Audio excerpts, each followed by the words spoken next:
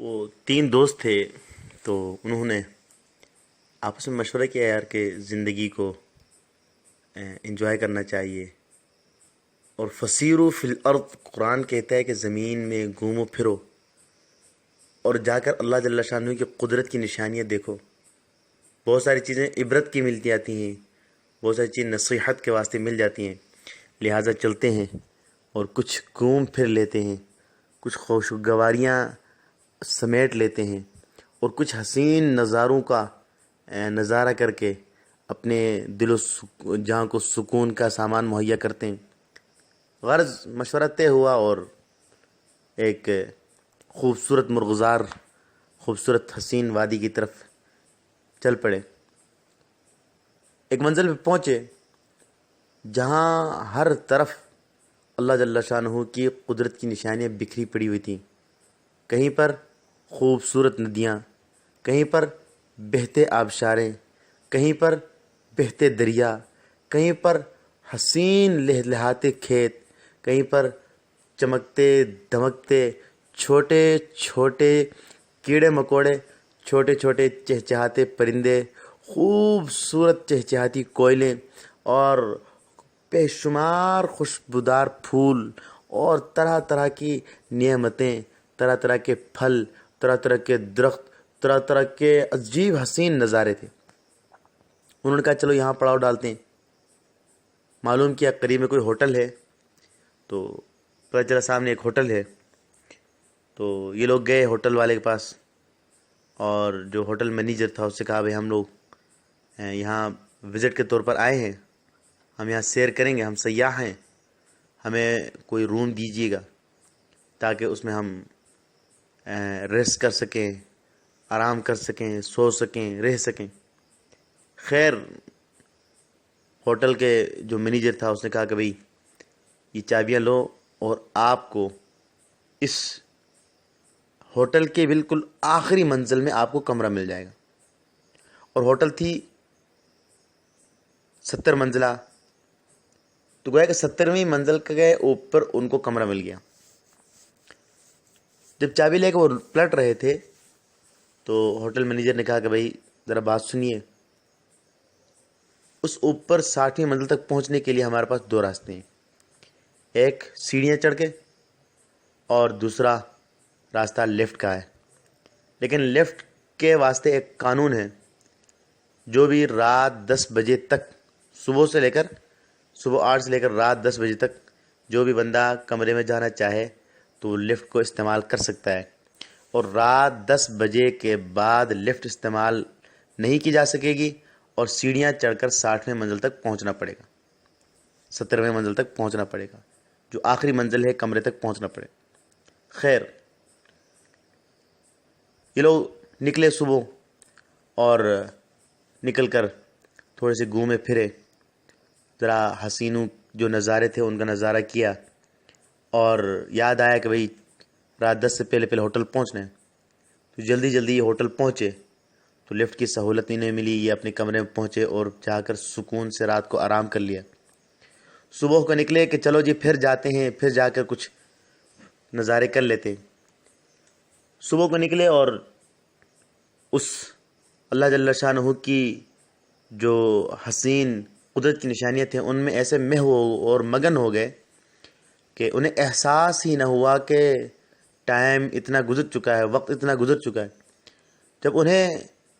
احساس ہوا کہ بھئی وقت تو گزرا جا رہا ہے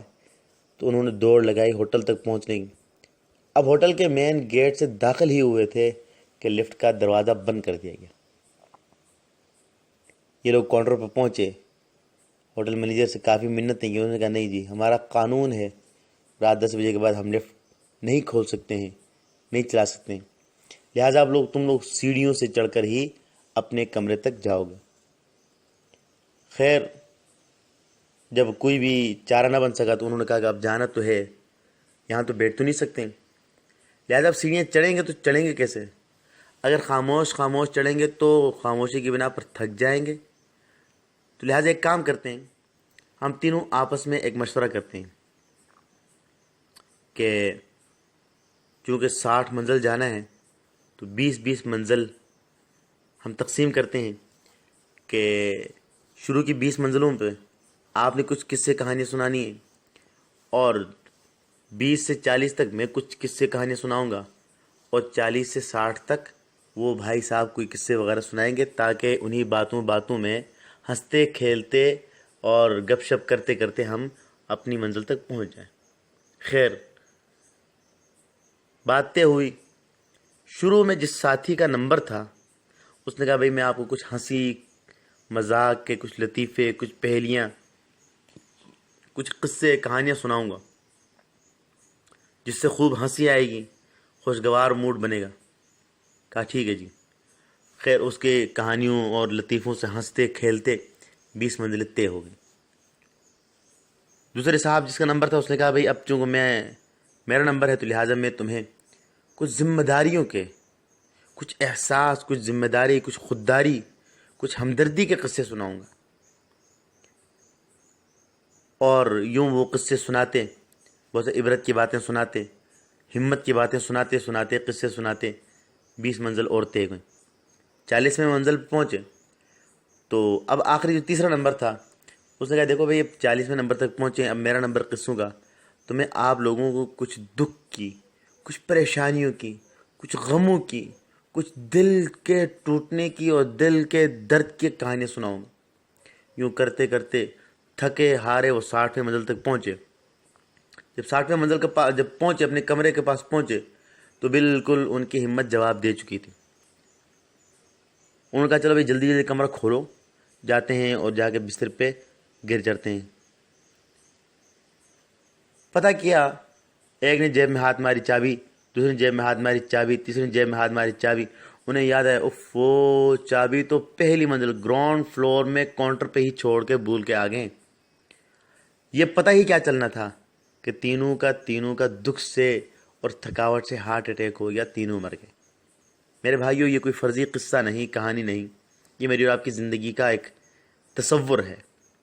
میں اور آپ زندگی کے 20 سال کھیل کود میں لگاتے ہیں۔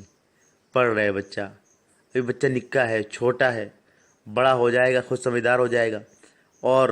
دوستوں کے ساتھ، یاروں کے ساتھ فٹ بال، والی بال، کرکٹ اور فالتو قسم کی جو فلمیں دیکھنا اور فالتو قسم کے کھیل کود میں 20 سال ضائع کر دیتے ہیں۔ پھر اس 20 سال کے بعد جب جاب لگ جاتی ہے اور شادی ہو جاتی ہے اور جب انسان کے اوپر ذمہ داریاں آتے ہیں تو پھر 20 سال مزید اس کی جاب کے، پینشن ہونے تک کے، اور پھر بچوں کی تربیت کے اور بچوں کے ساتھ کھیل کود میں اور پھر بیوی بچوں کے ساتھ حسین نظارے لوٹنے میں اور ان کی خیر خیریت، ان کی تعلیم کی فکر، ان کی شادی بیاہ کی فکر اور ان کی صحت بیماری کی فکر، انہی فکروں میں ہی 20 سال اور گزر جاتے ہیں اور ہماری زندگی کی گاڑی 40 سال تک پہنچ جاتی۔ 40 سال کے بعد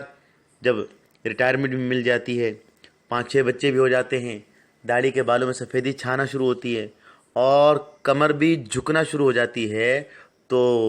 اس کے بعد پھر ذمہ داریاں اور پھر اس کے بعد دکھ اور درد شروع ہو جاتے ہیں۔ کبھی تو اپنا بدن ٹوٹ رہا ہوتا ہے، کبھی بیٹے کی لاش اٹھا رہا ہوتا ہے، کبھی والد کی لاش اٹھا رہا ہوتا ہے، کبھی بیوی کو رخصت کر رہا ہوتا ہے، کبھی والدہ کو رخصت کر رہا ہوتا ہے، کبھی دوست کی قبر کی تختیاں رکھ رہا ہوتا ہے اور کبھی اپنی اولاد کو اپنی آنکھوں کے سامنے قبر کے حوالے کر رہا ہوتا ہے۔ ان دردوں میں ہی 60 سال اور گزر جاتے ہیں اور اس کے بعد جب 60 سال گزر جاتے ہیں تو پھر موت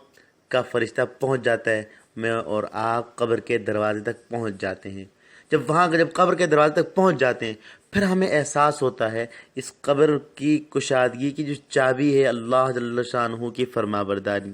اور پھر جنت کے دروازے کی جو چابی ہے نمازوں کی پابندی، حضور سرور دو عالم صلی اللہ علیہ وسلم کی اطاعت، سنتوں کی، فرائض کی پابندی، زکوٰۃ، روزہ، حج کی پابندی اور واجبات کی پابندی، ان کی پابندی کی جو چابی ہے وہ تو میں غفلت میں دنیا میں ہی چھوڑ آیا ہوں۔ لیکن اب وہ دوست تو خوش قسمت تھے جس کا واقعے میں ذکر ہوا کہ وہ مر تو گئے، مجھے اور آپ کو قبر کی گیٹ سے داخل ہونے کے بعد موت نہیں آنی ہے، لہٰذا میرے اور آپ کے پاس مہلت ہے، یہیں پر اس کی تیاری کی جائے تاکہ وہاں کی پریشانی سے محفوظ ہوں۔ اللہ جل شانہ ہم سب کو عمل کی توفیق